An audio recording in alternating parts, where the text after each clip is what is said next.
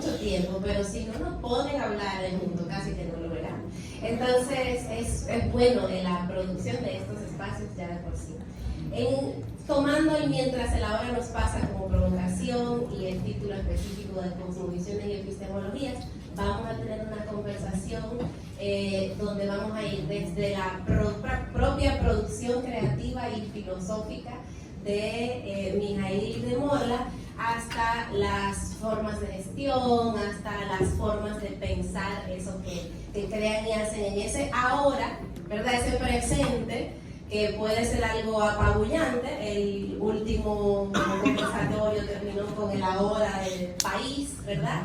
Como el gran ahora nuestro presente, ese ahora colectivo, pero ahora mundo también, las epidemias de la pospandemia en la que estamos, pero también la guerra, los genocidios, en fin, los sistemas que nos oprimen constantemente, y los ahora pequeños individuales también de cómo gestionamos el presente, ¿verdad? Entonces vamos a dirigirnos en eso, y la primera pregunta, provocación, vendría siendo cómo ustedes perciben ese ahora, o sea, ¿cómo nombrarían esa época si hubiera que nombrarla de algún modo, o generación, ¿verdad? En términos colectivos, y cómo ese ahora presente también afecta lo que ustedes crean.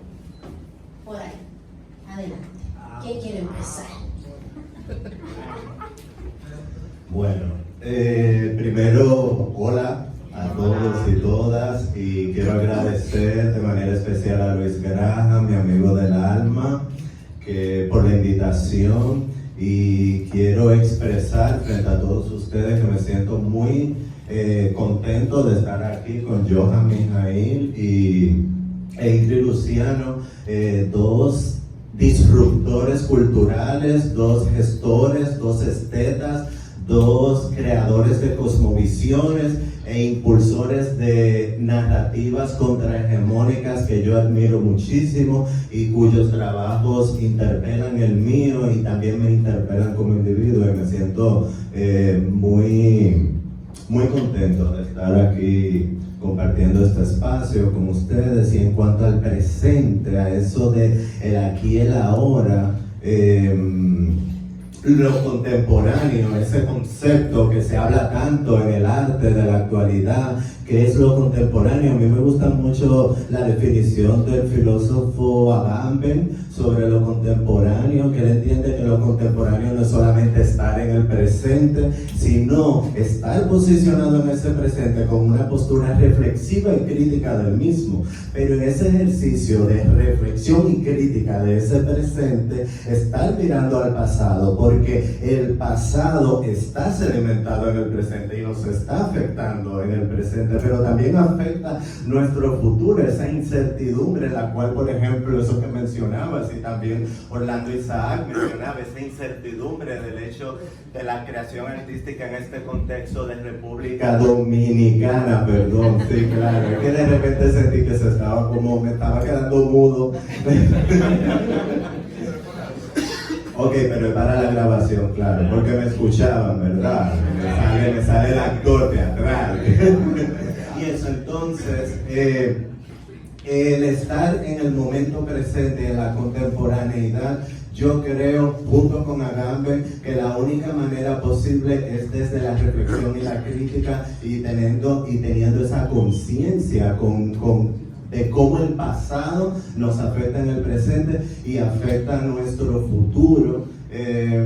Y bueno, llevándomelo a mi terreno en el arte, yo por ejemplo trato no de decir verdades sobre el presente, pero sí de ser crítico y reflexivo de cómo ese presente, esa contemporaneidad me está afectando. Yo empecé primero en mi primer trabajo como actor y como director teatral y como dramaturgo, Charlie. Empecé como muy en la abstracción. Era la historia de un personaje de 30 y tantos que se llamaba Mark, Marx, que estaba escapando de la mafia propa que le estaba obligando a través de la propaganda a usar papeles higiénicos marca Charlie, pero Marx no quería usar los papeles higiénicos marca Charlie porque según él le embarraban los dedos. Y él, escapando de la mafia propa, cae en un baño, pierde la capacidad de caminar y comienza a desarrollar una filosofía sobre la defecación como forma de contrarrestar las estructuras del poder, de la propaganda, etc. Todo muy abstracto, todo muy de crítica, porque también me gusta intercalar las cuestiones estéticas, mis creaciones artísticas con la filosofía. De hecho, decidí estudiar filosofía para inyectarle a mis textos dramáticos y a mis obras una reflexión, porque siempre para mí es importante algo que decir. ¿Me pueden interrumpir cuando quieran? Ok. Algo que decir, no simplemente expresarme, sino expresarme, pero ¿qué quiero decir? ¿Qué estoy diciendo? Y entonces, en ese primer monólogo mío, Charlie, yo quería como escupir, desarrollar esa supuesta filosofía de la defecación a través de esa verborrea. El personaje empezaba a hablar de la defecación como forma de liberarnos de la saturación a la cual nos obliga el sistema capitalista neoliberal. Y en el monólogo, ya ahí entra el Morla director, yo desarrollé ese monólogo que duraba 55 minutos con mis piernas dentro de un inodoro. Y estuve ahí hablando muchísima mierda sobre la defecación y de por qué los papeles higiénicos marca Charlie me embarran los dedos y cómo ese personaje quería liberarse de eso. Y prefería usar papeles de periódico para limpiarse el culo, porque también el limpiarse con papel de periódico era una forma de limpiarse con la posverdad creada por los medios de comunicación, el periódico, etc. Entonces ahí intentaba yo decir determinadas cosas que a mí me parecían y me hacían sentir, etc. Y si te vi la intención. Ok, sí, la intención. Ya hemos nombrado parte con lo de Charlie, que además él lo sabe, no se acuerda del monólogo de hace 15 años, ¿verdad? Sí, comenzamos a nombrar desde tu creación, como nombras desde el propio monólogo a ese sistema capitalista, neoliberal, etc. Y conversas sobre ese presente y sus ideologías incluso. ¿Qué tal, mira? Qué bueno que comenzaste hablando de mierda. Y los saludos que voy a dar ahora no tienen que ver con eso, todo lo contrario. Pero quiero agradecer a Luis Graham, que es una persona con la cual tengo una comunicación y unos afectos desde hace unos años y que siempre está pues invitando a tomarnos los espacios, y eso es sumamente potente. También agradecerles a ustedes por estar acá, por haber recibido de manera positiva el llamamiento. Un poco habíamos conversado por correo hacia dónde queríamos dirigir esta conversación, y se me hacía difícil pensar de hecho como el presente, como desde esta idea de una temporalidad, más que nada porque siento de que ahí se esconde justamente muchas de las cosas que intentamos de cuestionar. Y lo que quiero comenzar diciendo sobre ese presente es que existe un tiempo travesti, un tiempo trans, que no tiene que ver con esa linealidad de una temporalidad del pasado, presente y futuro. Eso que nos enseñaron en la escuela, de naces, creces, te reproduces y mueres. Entonces, cualquier opinión que yo tenga que hablar sobre esa temporalidad va a ser justamente un cuestionamiento a este sistema cisnormativo heterosexual. Cuando me refiero a heterosexual, no me refiero a la práctica heterosexual, sino a un sistema, digamos, que codifica la manera en que nos relacionamos con la vida. Y también pensar de que ese presente siempre va a estar, que se ha hablado hoy sobre, digamos, una serie de capas. Nosotras las travestis, por ejemplo, habitamos otro tiempo, porque estamos constantemente cambiando. Hay una pulsión temporal que implica siempre un cambio. Y por eso hemos encontrado en el travestismo y las prácticas que están relacionadas con esa vaina, una posibilidad para construirnos un presente que significa nuestra existencia, porque siempre se habla de un genocidio, pero hay un genocidio travesti. una voz cisgénero dice constantemente de que las personas trans, de que las travestis, solo podemos vivir en este planeta 35 años, ese es el promedio de vida. Entonces, estar aquí también es un ejemplo, digamos, de supervivencia o de autopreservación de nuestras existencias. Es decir, que cualquier asunto en relación con la temporalidad en estos cuerpos que se escapan de este régimen civilizatorio de la heteronorma, pues van a estar ligados a una celebración de nuestras existencias. Entonces, pensar esto dentro de mis propias prácticas es pensar la posibilidad de cómo se construye esa autopreservación. Yo he utilizado tecnologías para poder, digamos, aparecer en una escena cultural profundamente racista y profundamente sin normativa, y he utilizado la literatura o la escritura y la performance como dispositivos o tecnologías para poder inventar una posibilidad, o en una posibilidad en un país como este, que desde un principio, pues, diría Virgilio Pelleras, como por esa maldita circunstancia del agua, pero también, exacto, pero también por una cosa real. Nosotras, en este contexto, no tenemos un espacio y un tiempo. Nosotras no hemos podido construir un saber sobre nosotros mismos porque hay un ocultamiento sobre las personas de la diversidad y de la disidencia sexual. Aquí no existe, digamos, una clara referencia sobre cuáles son los cuerpos que dentro del contexto cultural han aportado hacia un imaginario. Entonces nos hemos hecho desde, como yo digo, desde un encuentro efímero en un parque, que nos une solamente ese momento del encuentro, justamente, del chisme, de la polémica y demás. ¿Por qué? Porque no existen posibilidades, o casi no existen posibilidades para que nos encontremos de otra manera. Entonces, hablar de un presente en relación a mi práctica, pues tiene que ver con el regreso de esa isla que constantemente nos expulsa y cómo yo puedo articular, digamos, posibilidades.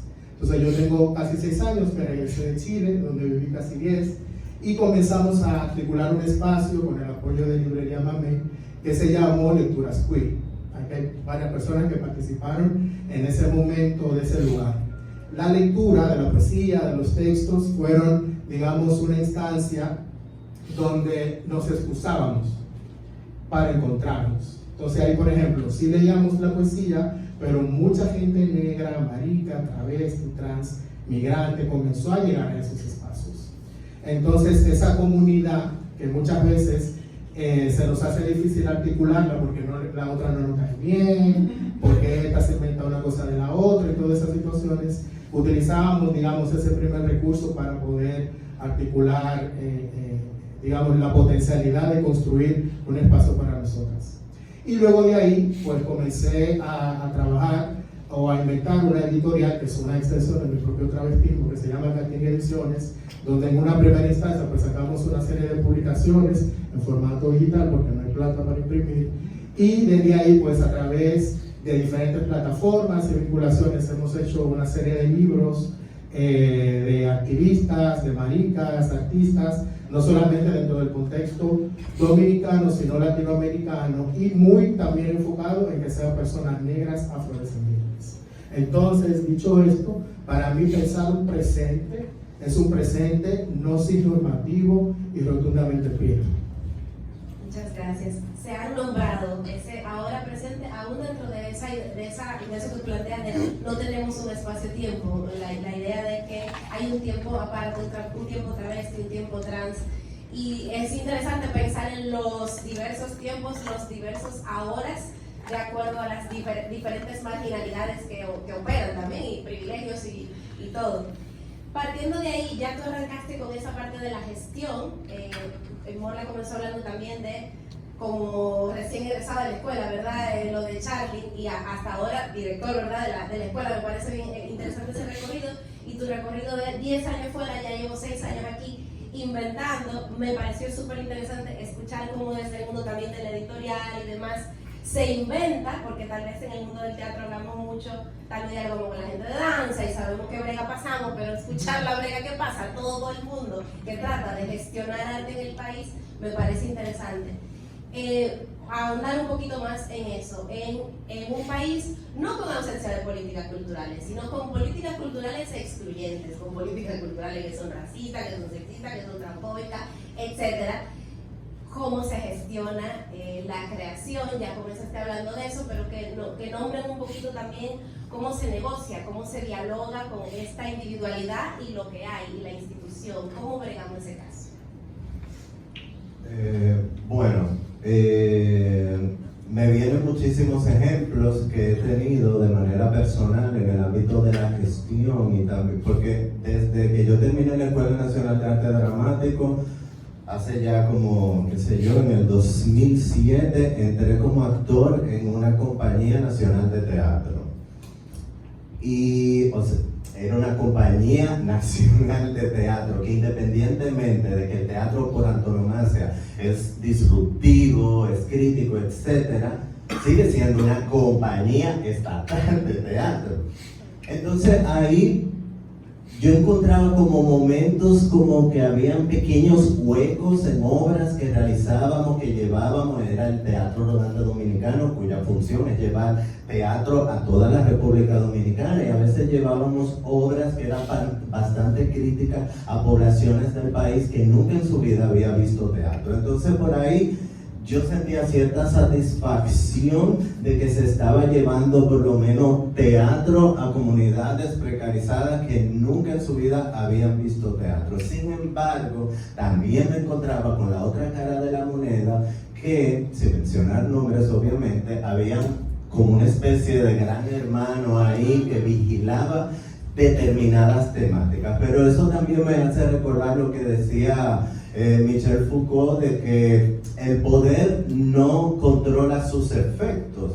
Siempre aparecen modos de resistencias, aún desde la institución. Por ejemplo, hace un año, yo trabajé como dramaturgo en un espectáculo que estrenó hace poco en el Gran Teatro Nacional y luego se representó en el último Teatro Nacional, llamado Zafra, donde la temática era la problemática de los batalles, el racismo, las estructuras de poder, cómo oprimen determinadas corporalidades. Dentro de este contexto, el racismo, el heteropatriarcado, etc. Entonces, esa obra se representó en un espacio institucional. Me llevo a preguntar dos cosas. ¿Tuvimos suerte de que en ese espacio institucional se representara? O como por ejemplo criticaron muchos postestructuralistas y muchos también de la teoría crítica y de la escuela de Frankfurt, que las estructuras del poder y el sistema capitalista neoliberal también necesita de la disidencia y de pequeños espacios de disidencia para poder existir, como que nos dan como esos pequeños respiros, como te vamos a dejar que seas un poco revolucionario porque somos el sistema capitalista y somos democracia, ¿sabes? Entonces también es bueno que nos hagamos cargo de eso, de hasta qué punto nosotros estamos alucinando con nuestra revolución desde el arte, o de verdad estamos haciendo cambios, etcétera. Por un lado, a veces tal vez suene un poco bipolar, a veces me entra como muchísima decepción, impotencia y me desespero, y a veces quisiera escapar y no expresarme, sobre todo porque he tenido el privilegio, entre comillas, de estar navegando entre diversas instituciones estatales, que la Compañía Teatro Rodante, después bailarín en la Compañía Nacional de Danza Contemporánea, ahora director de la compañía. A veces me entra muchísima impotencia, a veces quisiera escapar y soltarlo todo porque me veo todas esas estructuras sexistas, heteropatriarcales, todo ese hetereicismo de este país súper rancio que me desespera, pero al mismo tiempo también a veces me entra como me agarro, de eso te decía Foucault, de que el poder no controla sus efectos, y me agarro de la esperanza de que aún dentro de esos espacios normativos y hegemónicos e institucionales puede de repente haber atisbos de resistencia donde uno se pueda expresar y hacer crítica. Y bueno, por ahí voy. Sí, qué bonito eso de la esperanza, porque siempre estamos hablando de eso. Voy a comenzar a citar libros también.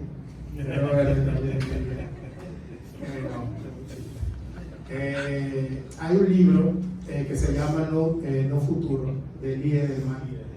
Claro, que es un texto que circuló y que se lee bastante, pero hay otro libro de José Esteban Muñoz, que fue un autor, profesor cubano que hizo su obra en Estados Unidos, que murió de VIH. Y la José Esteban Muñoz hace una crítica a ese libro de Lee Edelman, justamente hablando sobre la esperanza. O sea, que al final negar la posibilidad de un deseo de cambio, de transformación, de tener una esperanza, es también negar, digamos, la memoria de los otros actores sociales y de todas las personas que agenciaron una discursividad, una resistencia, una resiliencia. Entonces, sumamente bonito que a pesar de, pues también conectar con lo que ya se ha hecho, pues nos permite también estar acá, pues motivando y generando pues las conversaciones. A mí honestamente el mundo del arte ya lo conozco, me parece terrible, sobre todo cuando eres una persona negra y que también está, digamos, trabajando desde esos lugares, y también el mundo de la literatura también lo conozco, entonces también estoy como ya aburrida de eso. Y el hecho también de regresar a la isla tiene que ver justamente cómo gestionarse una vida digamos, en estos contextos. Y lo que yo he encontrado es justamente el reencuentro con el altar, con la santería de la 21ª división. Ahí es donde yo he podido encontrar, digamos, destellos de posibilidades que me permitan a mí, también utilizando las herramientas de la performance y la literatura, una posibilidad que tiene que ver con justamente una transformación de nuestro interior. Y una transformación que se hace desde una conciencia de reconocimiento del travestismo como una práctica ancestral, por ejemplo. O sea, las personas negras transicionamos, las personas afrodescendientes transicionamos de otra manera. Hay un discurso blanco y una hegemonía relacionado con lo trans, esos discursos y demás, que están siempre abocados a un cuerpo que habita el norte global.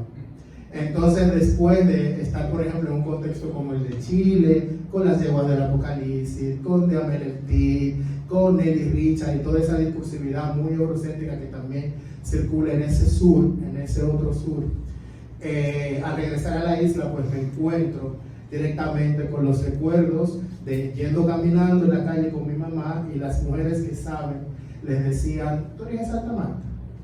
Pues encontrarme de nuevo con eso me ha permitido a mí generar un proceso, digamos, con comillas gigantes, de sanación en torno a cómo yo me relaciono con esos lugares que son la literatura y la performance. Ya no operan en mí como una obsesión de querer publicar los libros, de estar en la sede del libro, de hacer los libros o estar en la performance, en la galería, en el museo, sino cómo ese cuerpo puede utilizarse como un espacio de conexión con eso que nos han negado. Entonces, de ahí han surgido diferentes proyectos de investigación que justamente tienen mucho que ver con el título de la mesa sobre esto de las cosmovisiones y de lo de las epistemologías. Las cosmovisiones con el reconocimiento de la importancia que tiene la 21ª división, ese panteón particular de la santería dominicana, y con las epistemologías que también tienen que ver con el tema del presente. Es mi investigación sobre epistemologías travestis del sentir estar, o sea, unas epistemologías que van a reconocer en la santería esa posibilidad de esa disidencia sexual, de esa disidencia de género, pero desde un presente que se hace cambiando desde el interior hacia otros lugares. Entonces, ¿cómo lo hemos hecho? Pues reconociendo de que ese altar debería de ser enseñado en la escuela pública dominicana, de que ese altar, esas cosmovisiones deberían de construir un altar que esté en el espacio público y que sea un argumento preciso y vital para que las personas negras afrodescendientes encuentren una posibilidad de reconocimiento de su existencia en este territorio. Y lo otro, desde esas epistemologías, pues tiene que ver con un viaje de buscar esas otras personas negras, esas otras personas afrodescendientes, esas otras personas maricas, travestis, trans, que puedan conectar con esa discursividad, entendiendo la diversidad que hay dentro de eso. porque también se habla desde una cosa también muy neoliberal, colonial, sobre la diversidad. Pero hay una diversidad y dentro de esa diversidad hay una disidencia, pero también hay una diversidad de eso. O sea, no hay solamente un cuerpo individuado, sino que hay un cuerpo que se llena de contexto y potencia política por los territorios donde ocurre. Entonces yo desde el 2021 comencé a ir a Bogotá, de hecho casi muero por la altura, que también para mí es como un renacer ahí, porque siempre he estado muy cerca de la muerte. La he tenido muchas veces en mis manos y la he dejado ir. Y en ese renacimiento, pues la gente comenzó a hablarme sobre el Pacífico colombiano y sobre el Caribe colombiano. Entonces yo he encontrado en ese viaje lo que, no sé, Derrida, Deleuze hablaban de buscar el pueblo que falta. Entonces ese camino pues me ha llevado justamente a estar con las personas negras y con las personas afrodescendientes, contrario a lo que me pasó, por ejemplo, en mi contexto, o sea, en mis tiempos en Chile, de que constantemente estaba expuesto a personas blancas y blanco-mestizas. No creo en una radicalidad de afrocentrar, digamos, los espacios y demás, pero sí siento que en este presente, en este mundo como está, es necesario de que las personas negras, que las travestis, las maricas, encontremos esos espacios comunes dentro de esa diversidad que también está dentro de eso. Entonces desde ahí se gestiona, digamos, un presente que tiene que ver con un proceso de conectar con nuestra espiritualidad. Muchas gracias. Me parece súper interesante el contraste entre lo que nos han contado, que de algún modo creo que se conecta, en el sentido de que tú hablas de las instituciones, como en tu travesía por las instituciones se han encontrado espacios que tú a veces te preguntas si de disrupción o estamos haciendo un fondo del rey, ¿no? A uno le pasa todo el tiempo esa sensación, ¿no? Pero que también, si nos ponemos a ver, el mundo de la danza ha dado sus batallas mucho antes que muchos espacios con el tema de la afrodescendencia, ¿verdad? No miento, ¿verdad? Entonces, no es raro que sea precisamente en espacios institucionales de danza donde esto se dé. Ha habido una lucha, ha habido eso que tú dices, bueno, el altar debería enseñarse en la escuela. Bueno, ha habido gente bregando para que las instituciones de danza del país, eso siempre está presente. De hecho, en la escuela de danza, en la Escuela Nacional de Danza, en la parte de folclore, todas las bailarinas, aunque se vayan a graduar como bailarinas clásicas, cogen varios años de danza folclórica, y parte de la enseñanza de la danza folclórica es la parte de los rituales, no solamente los pasitos que machacó y tal, sino también la ritualidad, tú sabes. Entonces, y es una institución estatal también. He querido no hacer una reivindicación de la institución estatal, porque siempre toda institución estatal debe ser criticada, porque por antonomasia es una estructura de poder que es así, que está configurada de manera para oprimir. Sin embargo, siempre hay formas y hay espacio. Claro, exactamente, esa lucha siempre está ahí. ¿No? Y saben que cuando desean estas cosas quizás más espirituales y eso, yo, por ejemplo, también a propósito de que no tengo un posicionamiento radical afrocentrado, también pienso en las instituciones. Por ejemplo, cuando yo veo a gente que nunca ha estado en el museo y dice hay que cerrar el museo, o nunca ha estado en la universidad y dice hay que cerrar la universidad, son espacios institucionales que muchas de nosotras también hemos utilizado como lugar para transitar y ver ahí una posibilidad. O sea, mis amigas tienen su doctorado, claro, pero ellas son personas que no vienen, digamos, de una tradición de familia, ni académica, ni universitaria, pero han encontrado ahí una posibilidad para transformar su vida. Yo lo que creo es justamente eso, de que hay que generar un espacio de crítica, pero no como tú sabes, crítica en el sentido de hacer un chisme con eso, sino de generar espacios de reflexión que permitan, digamos, que otros cuerpos aparezcan. Sí, y de demandas colectivas también. Sí, y por ejemplo, conectando lo que tú lo mencionabas con el tema de la diversidad, por ejemplo, y yo cuando empecé a hablar de mi proceso como artista, que hablé de Charlie y dije, no sé si recuerdan, todo muy abstracto. O sea, ese fue el Morla, el artista Morla del principio, todo muy abstracto, pero a medida que fueron pasando los años, fue emergiendo en mi búsqueda estética las cuestiones de la corporalidad, y ahí me enfrenté teóricamente, pero también vivencialmente, con la mariconería en República Dominicana y con lo difícil que es ser maricón en este país tan homofóbico, donde en cada esquina, maricón, maldito maricón, y todos los comentarios homofóbicos, incluso en el contexto del arte donde estudié y he trabajado, que es bastante abierto y gay friendly o muy maricón. El teatro dominicano, que es donde he crecido, y la danza dominicana es súper marica. O sea, yo de verdad no, ahí en ese espacio, en esa burbuja, no he vivido tanta homofobia, pero sí la he vivido. Y allá voy. Por ejemplo, la mayor homofobia la encontré, y eso quisiera lanzarlo en la mesa, cuando yo empecé hace muchos años, conocí un sauna gay en este país. Y al mismo tiempo estaba leyendo sobre teoría queer, sobre crítica al heteropatriarcado, pero también crítica al asimilacionismo LGBT, como el sistema capitalista de una vez cooptó la lucha LGBT, etc. Y de repente empecé entre esa búsqueda de leche y de huevo y de etcétera, encontré muchísimos espacios de homofobia dentro de los mismos gays. O sea, de repente empecé a ver, eso lo vivencié yo en ese sauna, como iba una trans, que no voy a mencionar nombre, y estaba sola arrinconada, mientras los demás gays estaban ahí chupando. O sea, dentro de la misma comunidad LGBT se reproducen esos espacios de heterocentrados y de exclusión, etc.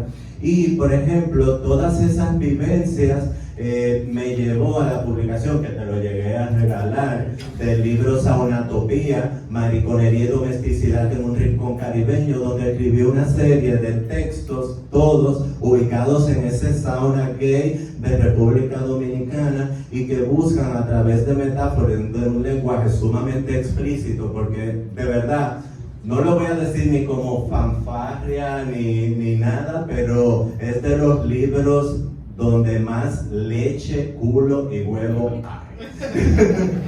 Pero detrás de esa leche, ese culo y esos huevos que todo el tiempo están en ese sauna, hay toda una crítica al asimilacionismo LGBT que tú bien mencionaste, a cómo la misma lucha de las maricas es cooptada, cómo reproducimos dentro de la misma marginalidad muchísimas de las estructuras de poder que nos oprimen, como yo me vi como gay, blanco mestizo, de manera automática también reprimiendo a gays negros o cosificando a gays negros, ¿sabes? O sea, y me hago cargo de esas trampas en que uno cae dentro del sistema heteropatriarcal. Y bueno, quería lanzar sobre la mesa esa cuestión de la diversidad dentro del sistema capitalista, y lanzar la pregunta de si de verdad es posible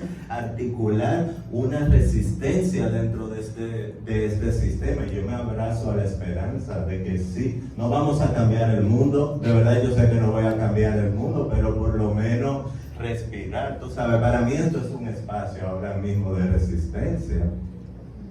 De hecho, nosotras con amigas como Laiki y yo, etcétera, una amiga travesti que está en resistencia sexual y racial en España, la palabra resistencia no la utilizamos, ya hablamos de autopreservación, porque pareciera de que la resistencia implica siempre un poner el cuerpo y estar alerta a dar una respuesta a una acción. Nosotras queremos hablar de autopreservación y somos, por ejemplo, críticas de cierto feminismo anticolonial, antirracista, que cuenta con mucha respetabilidad a nivel internacional, que dice no basta con ser, por ejemplo, con ser una persona afrodescendiente negra, sino que también tienes que ser antirracista. yo creo, digamos, en una teoría o una acción política que no nos diga qué hacer. O que, por ejemplo, para tú ser una persona que cuente con una respetabilidad, tienes que volverte activista, por ejemplo. Entonces, muchas veces, para mí, no sé, por ejemplo, en un contexto de Chile, por ejemplo, hacer activismo no es lo mismo que hacerlo acá. Y tú eres un artista que va a entrar a ciertos espacios y ciertas escenas y tienes ese asunto político, era lo que decía Joané, ya no vuelvo a hacer una película sobre la gente negra. Y al menos ella lo piensa porque al final tú estás en los espacios y tienes que hacer lo que la gente cree que tú debes de hacer porque, digamos, existen esas categorías identitarias. No sé, siento de que el Santo Domingo que yo dejé cuando me fui no es el mismo y no es algo que solamente tiene que ver, digamos, con la gente que estamos en los espacios entendido como artísticos. Yo siento que, por ejemplo, la gran revolución negra que veo en América Latina es a través de la música urbana, específicamente sobre el enfoque. O sea, como esos cuerpos negros barrializados han tomado, digamos, los espacios de la visibilidad, medios de comunicación, los conciertos, etcétera, y han presentado una estética que en parte también es nuestra y ya podemos verla en el metro, podemos verla en la calle, las redes sociales también han abierto una posibilidad y por eso, digamos, la gente que contiene los espacios de poder se resisten a que eso aparezca y todo el rato están diciendo que tienen que cambiar las letras, que porque hablan así, porque son así, pero es que justamente somos eso también.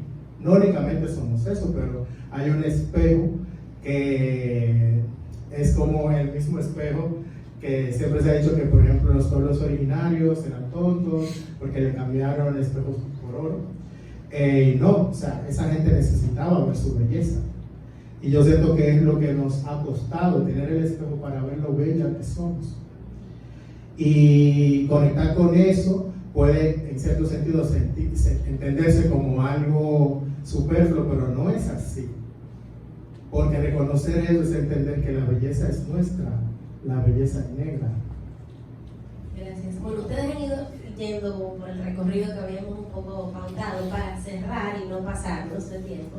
Me gustaría, si sienten que tienen algo que les quede de cómo se conectan con su público dentro de la diversidad de cosas que hacen, desde la cultura, el performance, el teatro, etcétera, con ese ahora de ese público, tal vez en lo efímero, en las redes sociales, en el esto, en el grabarlo, en el tal, yo sé que han jugado con esas cosas en sus creaciones, compartir un poquito de eso y terminar con una lectura de un fragmento de Chapeo y vamos con un fragmento de Charlie, ¿verdad?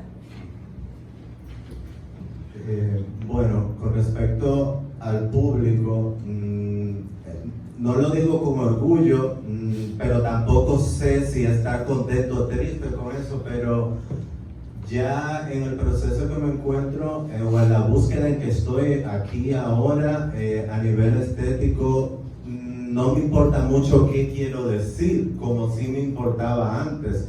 Porque me he ido dando cuenta, y repito, esta es mi experiencia, cada artista tendrá su otra experiencia, me fui dando cuenta que por más que yo intentaba decir algo de determinada forma, era recibido muchísimas veces de formas completamente diferentes. Entonces, estoy realizando ese proceso de conciencia de que la instancia de la recepción en cuanto a la obra de arte se refiere es algo que se escapa de mi control absoluto y de que el espectador o el público, esa entelequia llamada público, lo va a recibir y hasta lo puede desestructurar, hasta un discurso súper anticapitalista que yo me hice mi paja mental de que estaba criticando el sistema, llega al público y lo asimila como algo súper capitalista, o sea que ya eso, o sea, yo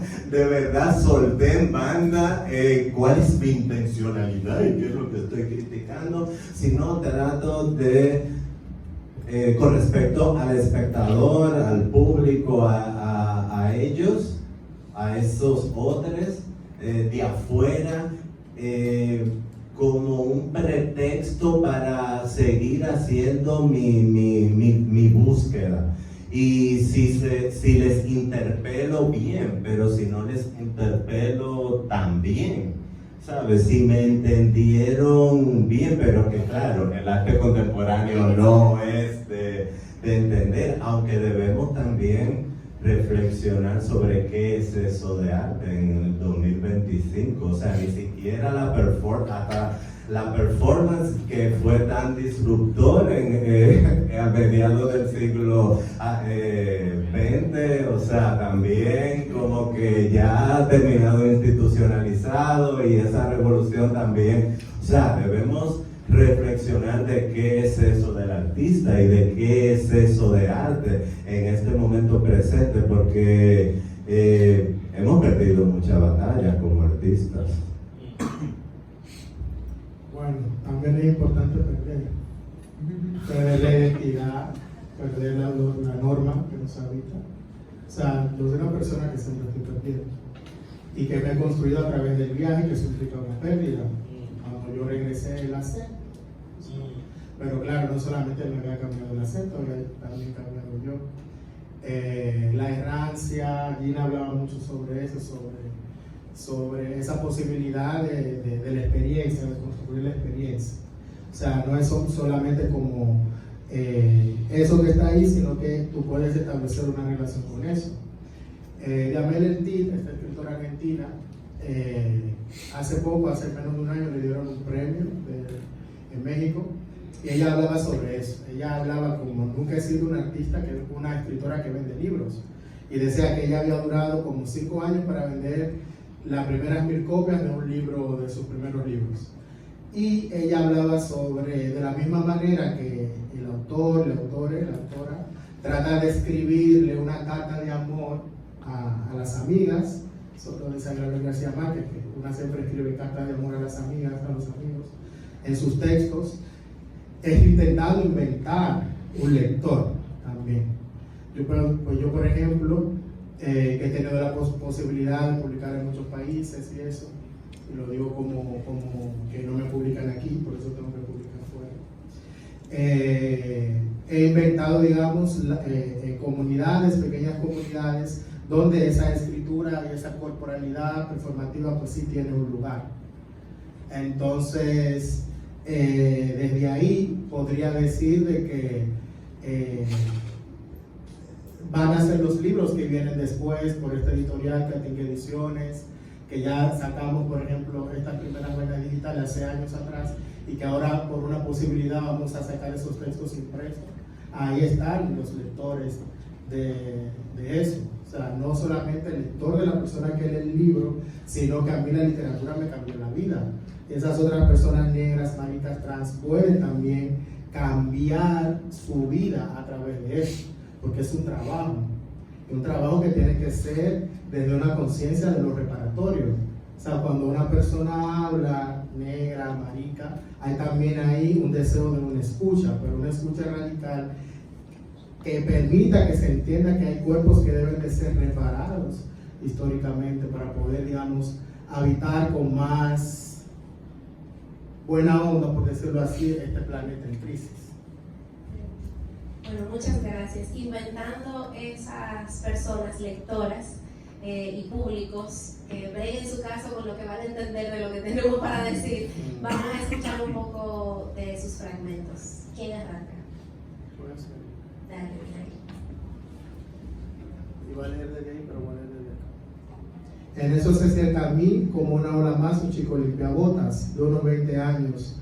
Que había dejado unos metros atrás, que había dejado otros metros.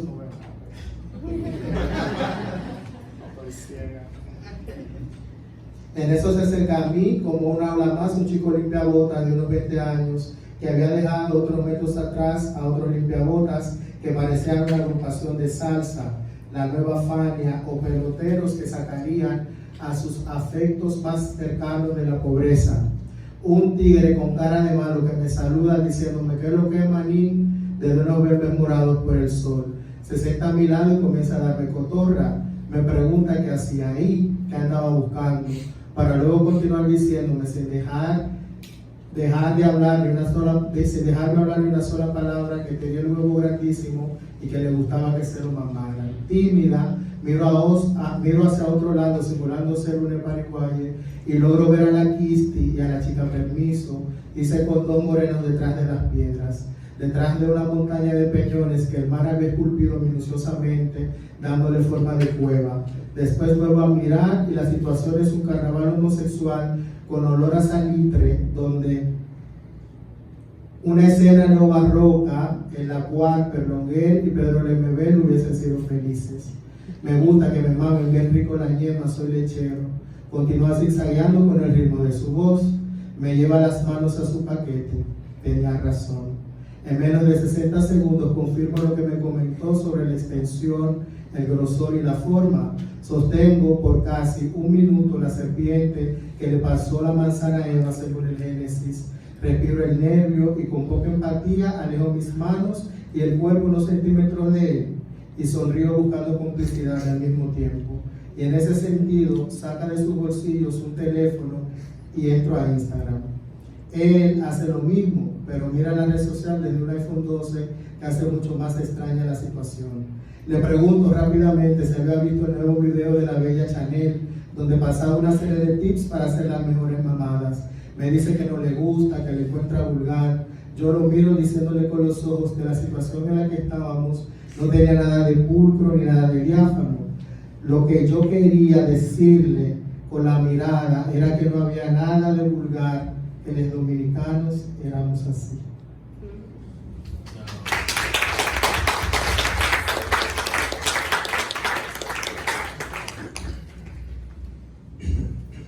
Esto es un fragmento del monólogo Charlie, del que hablé. Odio los papeles higiénicos marca Charlie. Son una estafa. Demasiada fisura para limpiar la mierda. El ano merece un material más resistente que proporciona un ligero placer a la vez que arranca el sucio. Mi familia tenía mucho dinero y compraban al por mayor, toneladas y toneladas de papel higiénico se gastaban en mi hogar. ¿Y saben a qué se debe? A que los papeles suaves empapan rápidamente el producto excretado. Entonces se requiere mayor cantidad para no embarrarse los dedos. Desde que me independicé, comencé a usar papel bond y pedazos de periódico. Desde entonces no gasto una fortuna comprando y mis dedos no sufren las consecuencias.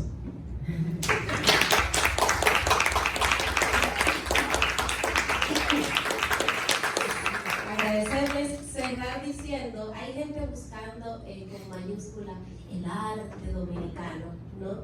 Y que a quienes le escandaliza porque los he escuchado, los conozco, tal, ese lenguaje que hemos escuchado aquí. Y espacios donde tal vez le ponemos de título un poco más específicamente de lo que íbamos a hablar y no hubiéramos podido estar aquí. Entonces, solo decir que realmente el arte dominicano a mí me gusta más con minúscula. El teatro, el performance, el plural, la escritura, las escrituras, etcétera. Y que, porque muchos dicen, el arte comprometido de aquel tiempo, de tal, etcétera. Para mí esto también es arte con compromiso con una hora, con unos presentes, con unas realidades, con unas marginalidades, situaciones, reflexiones abstractas que también son necesarias. Para mí eso también es compromiso con nuestros ahora. Así que gracias.